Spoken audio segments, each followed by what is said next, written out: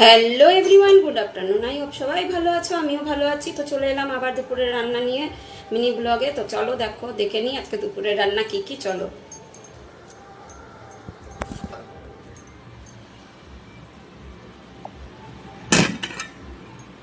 এই যে ভাত,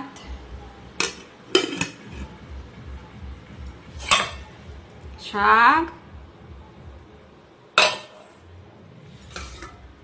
তেলাপিয়া মাছ দিয়ে আলু পটল দিয়ে ঝোল করেছি, কাঁচা লঙ্কা দিয়ে পাতলা করে ঝোল। আর এই যে বেসন গুলে রেখেছি, আর এই যে কুমড়ো কেটে রেখেছি। তো এটা দুপুরবেলায় খাওয়ার সময় বেগুনি ভাজবো। তো আজকে দুপুরের মেনু এতটাই। তোমাদের কাদের বাড়িতে কি রান্না হয়েছে বলবে। আমার এতটাই মেনু। বেশ, তোমরা সবাই ভালো থেকো, সুস্থ থেকো। তোমাদের সুস্থতা কামনা করে ব্লগটা শেষ করছি। আবার দেখা হবে নেক্সট ভিডিওতে। Bye bye.